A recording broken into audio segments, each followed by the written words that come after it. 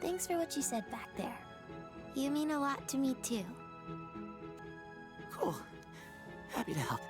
Okay, I ship it now. Yeah, I know that I've discussed Hunter and Willow's relationship before. However, the latest Owl House special, For the Future, really made me eat my words about their relationship potentially being rushed. Originally during the latter half of the Owl House Season 2, I thought it was a little late to start introducing new ships, especially with the show getting cut short with so many plot lines that still need to be resolved. But admittedly, I was wrong, as now I can safely say that these two are an exceptionally good couple. It just goes to show that even when there's a short amount of time to develop a relationship, you can still pull it off with good writing. Sure, Huntlow, or Winter as some people call it, may not be as impactful to the overall plot of the Owl House as Lumity and Radar, but these two play a vital role in each other's character arcs, which makes their relationship so compelling to watch as it unfolds. Initially, this pairing may seem completely random, and made just for the sake of adding yet another ship to the show. However, as it turns out, there was some carefully implemented build-up to Hunter and Willow's relationship. From the very beginning, that becomes clear in hindsight, and it starts with the introductions to both of their characters. But before we get into that, I'd like to ask you guys to subscribe to my channel and hit the bell for notifications. Also, be sure to give this video a like and comment to help support my channel. It's easy, it's free, and you get entertaining content from me. Sounds like an awesome deal, doesn't it? Anyway, back to the topic at hand. First, let's discuss Willow, who starts off as a shy student at Hexside, who's looked down upon by her fellow peers, due to the perception that she's weak at magic. And because of this said perception, she is labeled as half a witch. However, when she's all alone, the audience gets to see that she's actually extremely powerful when using plant magic, as she has a natural talent for it. Unfortunately, she chose to study in the Abomination track because it has better opportunities, but something that's completely foreign to her skill set, which resulted her struggling immensely. However, her life changes for the better when her true strength is seen by the school's principal, which resulted her getting switched to the plant magic track, and from there, she flourishes. Her personality takes a 180-degree turn, becoming bolder, more competent.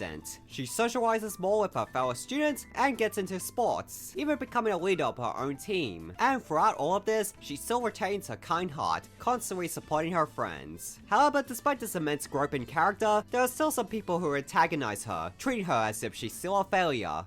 I'm shutting it down unless you step down as captain. I just don't think quitters make good leaders. Because of this, no matter how much progress she makes, there are times where doubts still creep in. And then we have Hunter. And geez, where do I even begin with this poor boy? He starts off as the nephew and right-hand man of the show's main villain, Bellows. And when we are first introduced to him as the Golden God, he's competent and sassy. However, behind the mask, he's anything but that. As for his whole life, Hunter was indoctrinated to be a tool for Bellows, who's been shown to be incredibly abusive towards him. I might be able to find My apologies.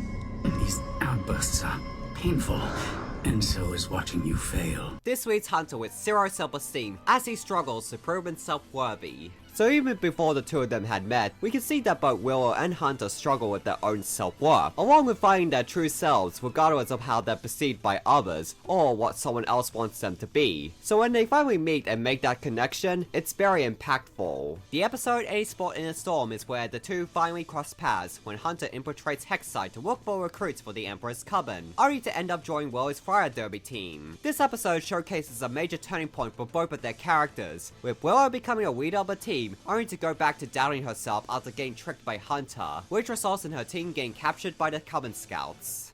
I thought I could be good at this, but we're here because I made a bad call.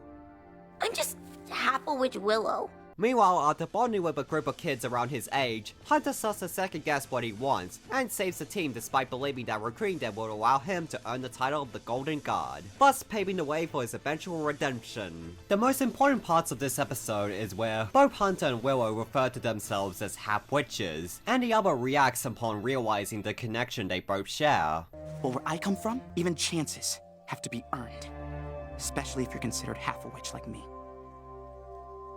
Not long afterwards, Hunter discovers that he is one of many Grimwalkers that Belus had created from his brother, which turns the existential crisis dial up to 11. And since Belus had disposed of every one of them after they had betrayed him, Hunter runs away from the Emperor's coven, fearing for his life. Thankfully for him though, Willow and Gus accept him as a friend after he formed strong bonds with them on a personal level. However, even after joining the Owl Gang and starting to be happy with the person he's become, Hunter is afraid that everyone won't accept him if they find out that he's a clone of Belus's brother. From this point, we see little snippets of Hunter and Willow moments that indicate that they like each other. For Hunter, it's really obvious, as there are several moments of him blushing around Willow. And thankfully, this affection isn't one-sided, as while Willow isn't exactly a blushing mess around Hunter, her subtle actions and the way she talks to him are enough to show no doubt that she feels the same. Plus, there are plenty of instances where Hunter and Willow have each other's backs. They show no hesitation to protect and support each other, which is admirable. And that's what's so great about Willow and Hunter. They're written with true equality in mind, as the two of them get to be strong characters on their own, and they both had rescued each other on separate occasions. While the relationship between Hunter and Willow isn't often in the spotlight due to everything that's been going on, it's still impressive how the Owl House crew managed to squeeze in plenty of interactions between them that makes it believable that they would become a couple. And that finally brings us to the newest Owl House special, For the Future, which resolves both of Hunter and Willow's character arcs, and solidifies the relationship to the point where they're basically canon. In this episode, Willow finally gets the spotlight after a long while, which is something I've seen a lot of fans criticize the show for. However, it seems that Willow being relegated to being a supporting character for the most part was completely intentional, as her being the person that everyone in the group depends on becomes a vital part of her character arc.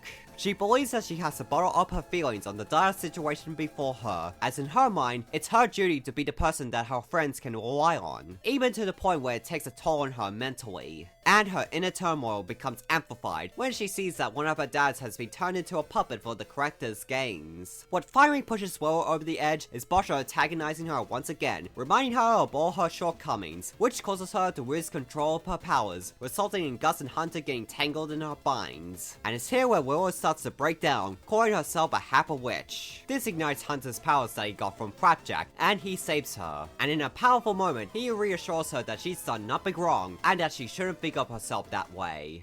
You guys mean the world to me, and I didn't know how to say that yet. Just please, don't call yourself that ever again. You've been holding in a lot, haven't you?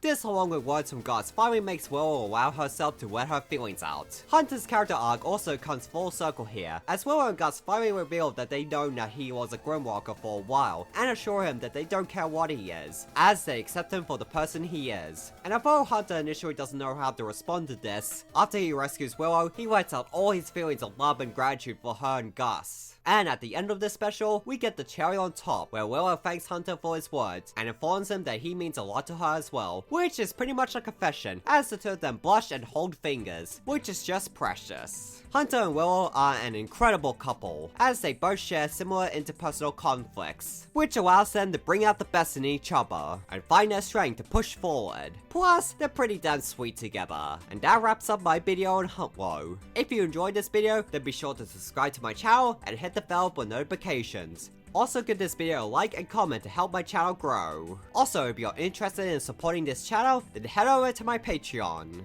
Well, I got nothing else to say, so see ya!